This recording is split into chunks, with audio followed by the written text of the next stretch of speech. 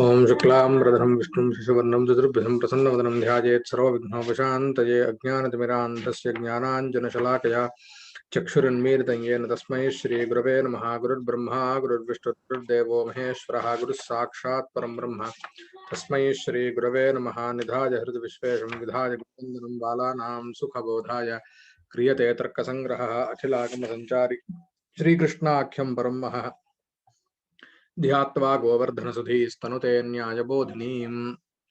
यताता लिंगस्य त्रैविध्यम् इति विषयः समाप्तः।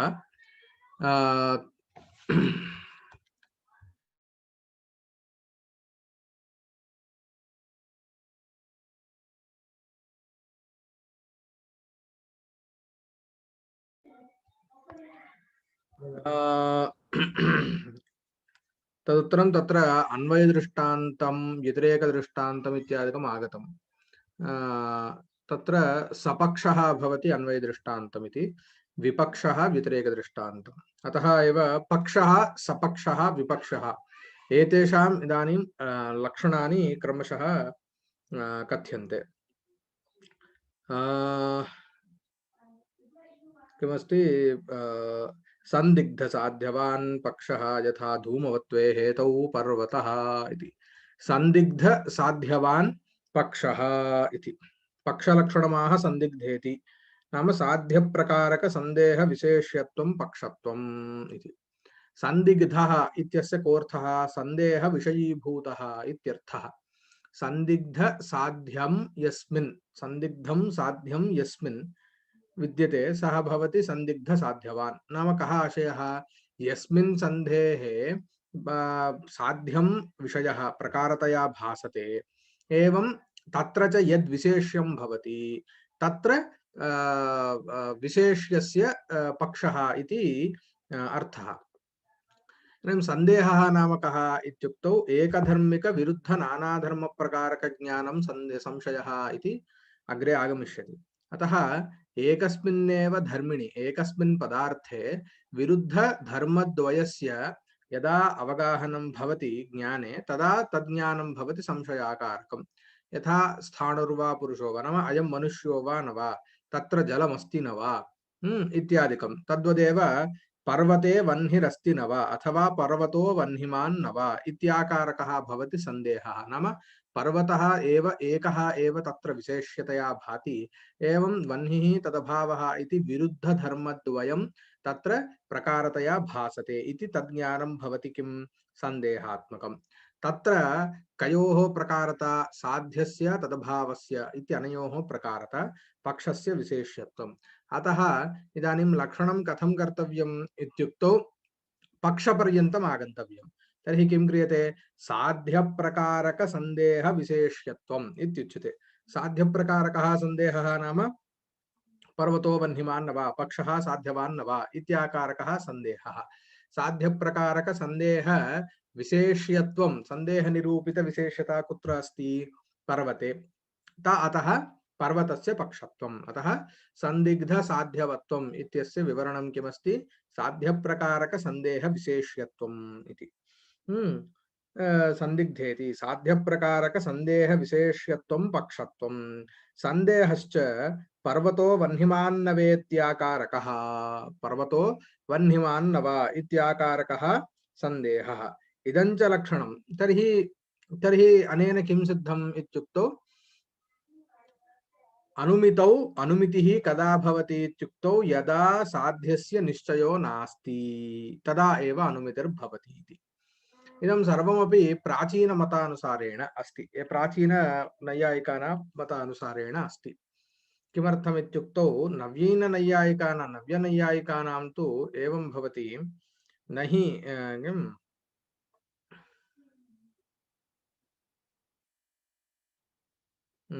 किं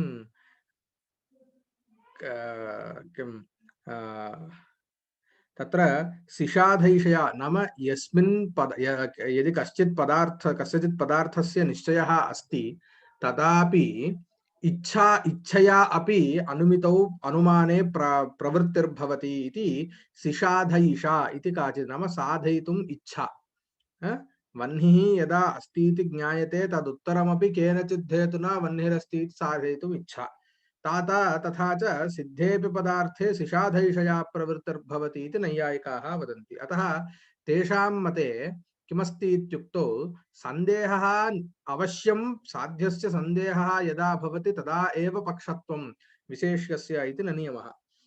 किं करिणिदृष्टे चीत्कारेण तम अनुमिमते तर्करसिकाः इति किमपि तत्र तत्र तत्त्वचिन्तामणौ किञ्चित् तत्र वाक्यं विद्यते। नाम यदा हस्तिनः दर्शनमस्ति तथा च प्रत्यक्षेणैव हस्ती अस्ति इति ज्ञायते तथापि तच्छीत्कारेण हस्तिनः सत्त्वस्य अनुमानं क्रियते कैः तर्करसिकैः। नाम तर्करसिकाः नाम इदानीं नव्यनैयायिकाः इति तत्र आशयः। अत्र तु अन्यदेव उदाहरणं दीयते। किं नियमेन पक्षे जायते इत्यभिप्रायेण अनुमितेः पूर्वं साध्यसन्देहः नियमेन पक्षे जायते इत्यभिप्रायेण प्राचीनैः कृतं। किमिति संदिग्धसाध्यवान् पक्षः साध्यसन्देहः पक्षता इत्यादिकं तैः तत्र उच्यते प्राचीनैः कृतं। किन्तु गगनविशेष्यक मेघप्रकारक सन्देह अभावदशायामपि किं गगने मेघः मेघः नाम यः कश्चित् मेघः नास्ति तत्र वृष्टेः प्राक्कालीनः मेघः तत्र ग्राह्यः। यथा च गगनं मेघवत् इति तत्र ज्ञायते। गगनविशेष्यक मेघप्रकारक सन्देह अभावदशायामपि गृहमध्यस्थस्य तदेव सन्देहः यदा नास्ति तदापि नाम यदा सन्देहः नास्ति तदा गृहमध्यस्थपुरुषस्य घनगर्जत श्रवणेन गगनं मेघवदित्याकारक गगनत्वावच्छिन्नोद्देश्यता निरूपित मेघत्वावच्छिन्न विधेयताक अनुमिति दर्शनात्। अत्र किञ्चित् अन्यदेव वदन्ति। एते किं वदन्ति इत्युक्तौ इच्छया अत्र नास्ति इति न सन्देहः अपेक्षते इति नियमः नास्ति इति वदन्ति। नाम तस्य आशयः कः? यदा सन्देह विशेष्यत्वं साध्यप्रकारक सन्देह विशेष्यत्वम् इति पक्षस्य लक्षणम् उच्यते तदा सन्देहः अवश्यं भावि। तर्हि यत्र सन्देहः एव नास्ति नाम अवस्थाद्वयं भवति अस्माकं कथं नाम सन्देहातिरिक्तं सन्देहः नास्ति इत्युक्तौ नाम निश्चयः अस्ति इति अपि अर्थः स्यात् अथवा किञ्चित् सन्देहः एव नास्ति। इदानीम् अस्माकं स्फुटं नाम कान्शियस् इत्युच्यते खलु स्फुटं तथा अस्माभिः किं किमपि कस्मिन्नपि चेत् विषये सन्दिह्यते वा इत्युक्तौ तथा नियमः नास्ति। सन्देहः भवेत् सन्देहः यदि भवति तदानीं तत्र अनुमानेन तादृशसन्देहस्य निवृत्तिः निश्चयेन सम्भाव्यते इति सम्यगेव अस्ति। किन्तु अनुमितेः प्राक् अवश्यं साध्यविषयकः सन्देहः अपेक्षते इति न नियमः। यथा इदानीं गगनं मेघवन्नव इति नाम कश्चित् गृहे अस्ति पुरुषः सः स्थितिः कथमस्ति सः गृहे अस्ति सः किं तत्र वर्षप्राक्कालीन नाम कृष्णवर्णात्मकः मेघः अस्ति वा न वा इति किं तत् तत्र मेघः अस्ति वा न वा इत्यस्मिन् विषये तस्य सन्देहः अपि नास्ति। किमर्थं तस्मिन् विषये तस्य चिन्ता एव नास्ति इति चिन्त्यताम्। किन्तु यदा तत्र घनगर्जनश्रवणं श्रुतं थण्डर् इत्यादिकम् उच्यते खलु तदा तादृश विलक्षणशब्दवशात् किं सः तस्य कीदृशं ज्ञानं भवति ओ अत्र मेघः गगनं मेघवत् गगने मेघाः सन्ति किमर्थं घनगर्जनश्रवणात् नाम गर्जनशब्दस्य श्रूयमाणत्वात् इति। अतः तत्र सन्देहः यदा स्फुटं नास्ति तदापि तत्र अनुमितिः दृश्यते इत्यतः सन्देहः नियमेन अपेक्षते इति न नियमः इति। सम्यक् अत्र तदेव प्रत्यक्षपरिकलितमप्यर्थम् अनुमानेन बुभुत्सन्ते तर्करसिकाः इत्येव तदपि तस्य प्राक्तनं किञ्चित् वाक्यमेवमस्ति करिणिदृष्टे चीत्कारेण तमनुमिमते इत्यपि किमपि अस्ति इत्यपि तत्र अस्ति। अन्ततो गत्वा प्रत्यक्षपरिकलितमप्यर्थम् अनुमानेन बुभुत्सन्ते तर्करसिकाः इति तत्र पक्षताग्रन्थे चिन्तामणौ विद्यमानः विषयः सः। तथा च प्रकृते तु तदपेक्षया भिन्नः एव विषयः अस्ति। तत्र तु किञ्चित् अन्यादृशमेव उच्यते, प्रकृते तु अन्यदेव किञ्चित् उच्यते। अत्र किमस्ति, सन्देहः नास्ति चेदप्यनुमितिर्भवति, निश्चयः अस्ति चेदप्यनुमितिर्भवति इति अत्र नोच्यते, तदग्रे अनन्तरं दीपिकादिषु उच्यते। प्रकृते तु सन्देहः नास्ति चेदप्यनुमितिरनुभूयते इत्यतः सन्देहघटितं पक्षलक्षणं न वक्तव्यम् इति नवीनानां मतम् इति उच्यते। तदेव पुनः पठामि। गगनविशेष्यकमेघप्रकारकसन्देह अभावदशायामपि ग्रहमध्यस्थपुरुषस्य नाम तस्य किमस्ति, सन्देहः नास्ति, गगनं मेघवन्न वा इति सन्देहः तस्य नास्ति। तदानीमपि ग्रहमध्यस्थपुरुषस्य घनगर्जिते श्रवणेन, घनगर्जितश्रवणेन नाम तत्र शब्दविशेषः, गर्जनशब्दविशेषः, तच्छ्रवणेन गगनं मेघवत् नाम तादृशविलक्षणशब्दश्रवणं, शब्दः यत्र यत्र अस्ति तत्र सर्वत्रापि मेघः भवति इति तस्य व्याप्तिरस्ति इत्यतः तादृशशब्दश्रवणेन व्याप्तिः स्मर्यते, तदुत्तरं परामर्शश्च जायते, तेन च गगनं मेघवत् इत्याकारक अनुमितिर्जायते इति अनुभूयते लोके। ग्रहमध्यस्थपुरुषस्य घनगर्जितश्रवणेन गगनं मेघवदित्याकारक गगनत्वावच्छिन्नोद्देश्यतानिरूपित मेघत्वावच्छिन्नविधेयताक अनुमितिदर्शनात् प्राचीनलक्षणं विहाय नवीनैः अनुमित्युद्देश्यत्वं पक्षत्वम् अनुमित्युद्देश्यत्वं पक्षत्वम्। अतः किमस्ति, अनुमितौ यत् उद्देश्यतया भाति तत् पक्षः, तस्य पक्षत्वं, सः पक्षः अथवा अतः अनुमित्युद्देश्यत्वं पक्षत्वम् इति स्थिरीकृतम्। अतः सन्देह घटितं न लक्षणं प्रकृते, किन्तु अनुमित्युद्देश्यत्वमेव पक्षत्वम् इति लक्षणान्तरं नवीन नैयायिकैः क्रियते। तदुत्तरमस्ति पक्षलक्षणं जातं, तदनन्तरं सपक्षः। संदिग्धसाध्यवान् पक्षः यथा धूमवत्वे हेतौ पर्वतः निश्चितसाध्यवान् सपक्षः यथा अत्रैव महानसः। नाम यस्मिन् अधिकरणविशेषे साध्यस्य निश्चयः जातः सः अधिकरणविशेषः भवति सपक्षः। तथा च पूर्वं साध्यप्रकारक सन्देहविशेष्यत्वम् इत्युक्तम्, इदानीं साध्यप्रकारक निश्चयविशेष्यत्वम् इत्युच्यते। यथा अत्रैव महानसः वह्निमान् इति प्रत्यक्षेणैव अवगम्यते। अतः तत्र किमस्ति, स वह्निप्रकारक निश्चयविशेष्यत्वं महानसे अस्ति इत्यतः महानसः भवति सपक्षः। तदेव उच्यते। निश्चयश्च महानसो वह्निमान् इत्याकारकः जातः। निश्चित साध्याभाववान् विपक्षः, यस्मिन् अधिकरणविशेषे साध्याभावस्य निश्चयः जातः नाम साध्याभावप्रकारक निश्चयविशेष्यत्वम् इदं विपक्षस्य लक्षणं भवति। यथा निश्चित साध्याभाववान् विपक्षः यथा अत्रैव महाह्रदः इति। निश्चित साध्याभाववान् इति साध्याभावप्रकारक निश्चयविशेष्यत्वं विपक्षत्वम् इति। निश्चयश्च ह्रदोवन्यभाववान् इत्याकारकः। अतः सपक्ष पक्ष सपक्ष विपक्षाणां लक्षणानि क्रमशः अत्र निरूपितानि भवन्ति।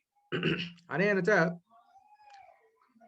अनुमाने साक्षात् यद्यदपेक्षते तस्य सर्वस्यापि निरूपणं जातं। नाम तत्र किमपेक्षते, तत्र परामर्शः अपेक्षते, व्याप्तिज्ञानम् अपेक्षते, व्याप्तिः अपेक्षते, अनन्तरं पक्षधर्मता, अतः पक्षता आगत, अनन्तरं तत्रैव पुनः हेतुरस्ति इत्यतः तत्र हेतुज्ञानम् अपेक्षते, हेतुश्च कतिविधः, तत्र पुनः व्याप्तिर्नाम अन्वयव्याप्तिः व्यतिरेकव्याप्तिः इति प्रसंगात् यद्यदपेक्षितम् अनुमानस्य उत्पत्तौ अनुमितेरुत्पत्तौ, अनुमानं नाम अनुमितिरिति आशयेन प्रयुक्तम्, अनुमितेरुत्पत्तौ यद्यदपेक्षितं तस्य सर्वस्यापि निरूपणम् एतावता जातम्। इदानीं सपरिकरविषयानपि नाम तत्र किञ्चित् परम्परयापि अनुमानेन सम्बद्धान् विषयान् अत्र इतः परं पश्यामः।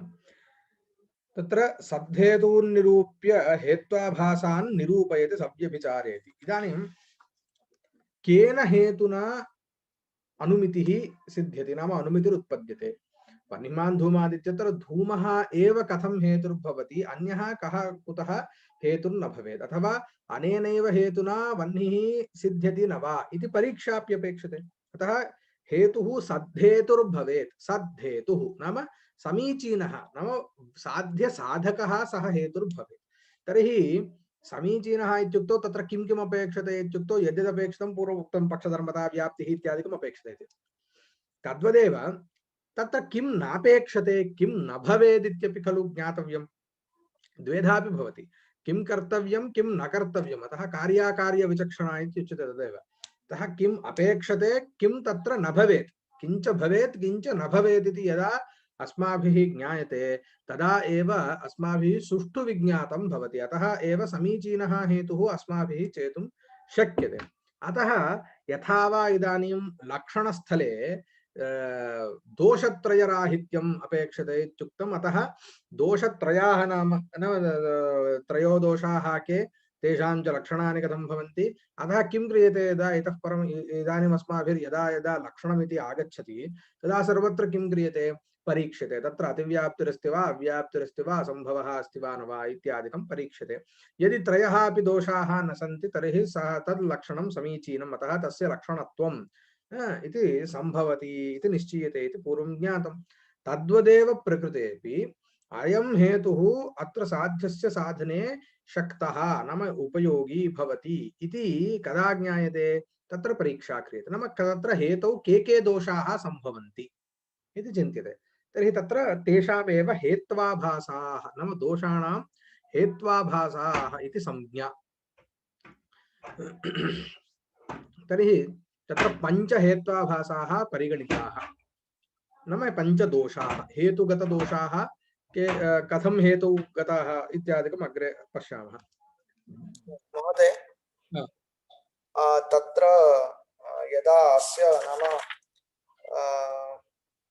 गृहमध्यस्थ पुरुषस्य घनगर्जित श्रवणे इति यद् अनुमानं क्रियते तत् प्रत्यक्षानुभवे कर्तुं शक्यते खलु। यतोहि घनगर्जनेन नाम श्रवणेन एव तस्य अनुभव नाम तस्य ज्ञानं भवति यत् मेघवत्। तदेव उच्यते घनगर्जनस्य श्रवणमन्यत् गगनं मेघवत् इति ज्ञानमन्यत् खलु। तर्हि तत् प्रत्यक्ष यत् श्रवणं जातं तत्र प्रत्यक्षस्य योग्यता अस्ति। यदा सः गत्वा पश्यति तदानीं तेन द्रष्टुं शक्यते इति तत्र योग्यता अस्ति। किन्तु सः नैव गच्छति बहिः। किन्तु इदानीं गगनं मेघवत् इति ज्ञानम् अपेक्षते इत्युक्तौ चक्षुषः तत्र अपेक्षा अस्ति। नाम तदा बहिर्गत्वा तत्र द्रष्टव्यं, दृश्यते चेदेव तत्र ज्ञायते। किन्तु शब्दस्य तथा नास्ति खलु। शब्दः तत्र आगत्य कर्णे पतति।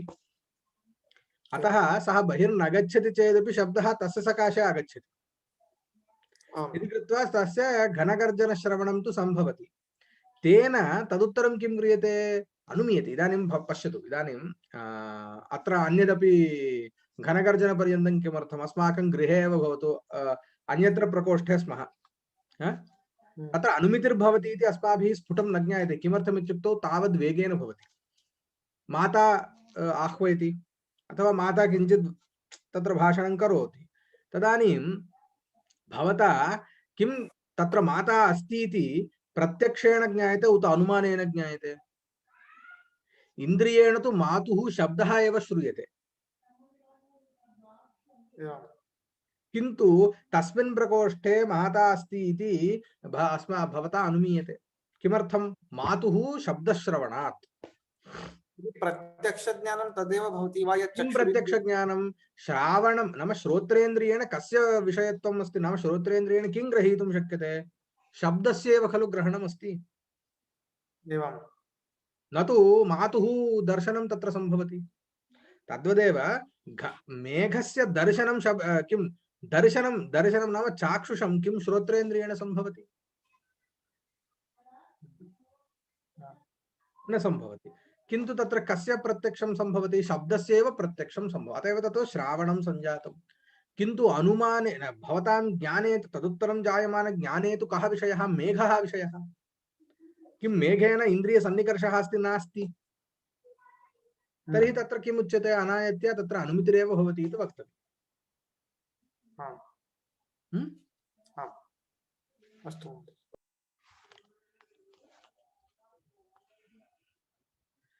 तत्र हेत्वाभासाः इति हेतुगताः दोषाः नाम एते सन्ति वा न वा इति अस्माभिः तत्र चिन्तनीयं। सर्वदा यदा हेतुः स्वीक्रियते तदुत्तरं तत्र हेत्वाभासाः यदि भवन्ति तर्हि तेन हेतुना साध्यस्य साधनं न सम्भवति इत्याशयः।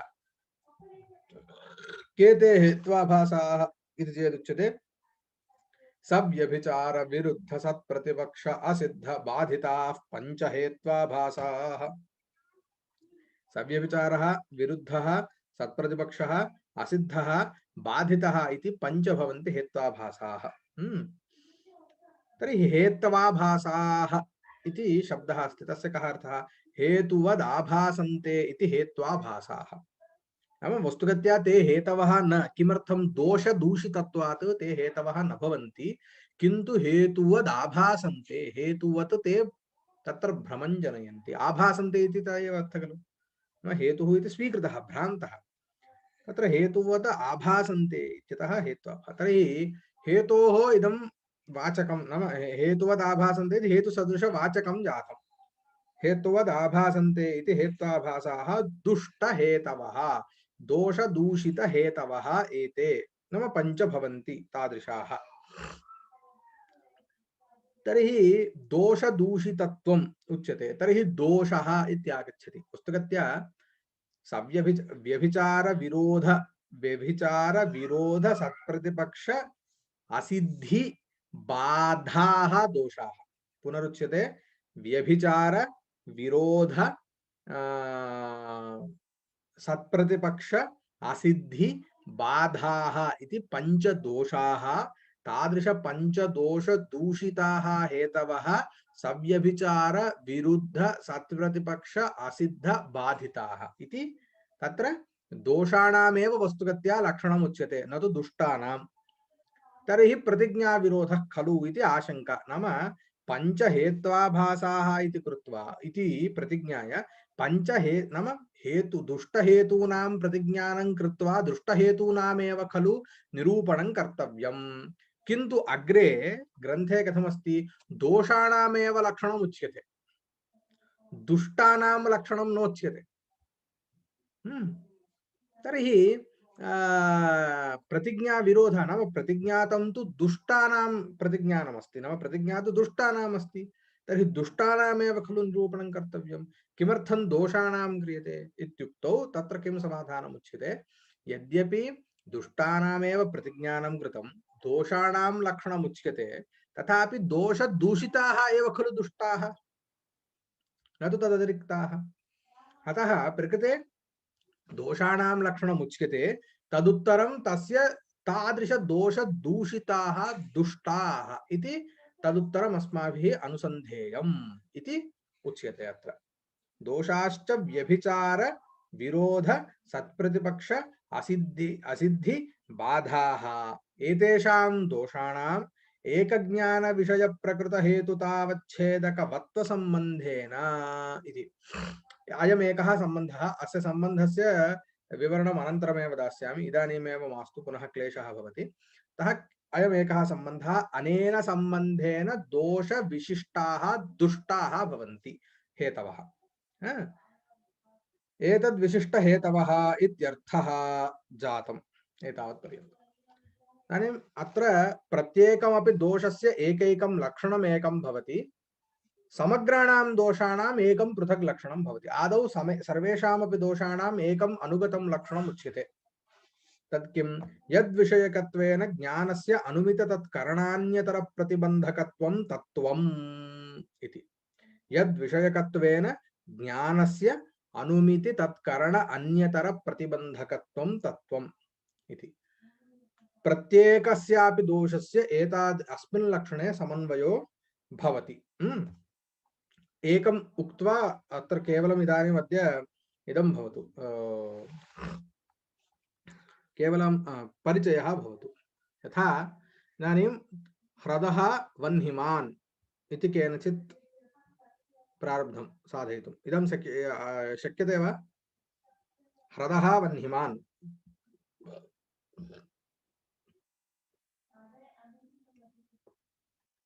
ह्रदो वह्निमान् इति साधयितुं शक्यते वा?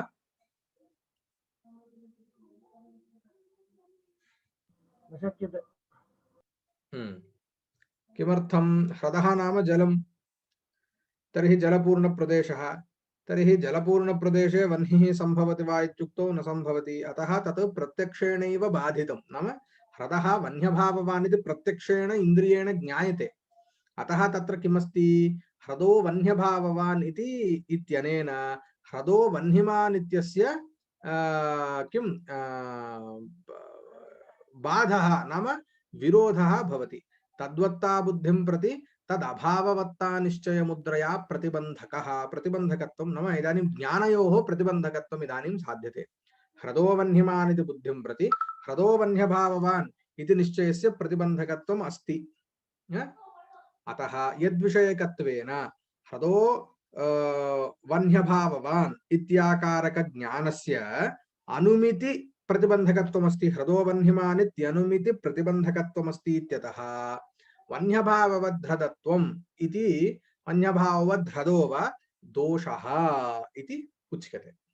इदानीम् एतावदेव भवतु अग्रे पुनः अस्य पुनः विवरणं समन्वयादिकं च अग्रे पश्यामः।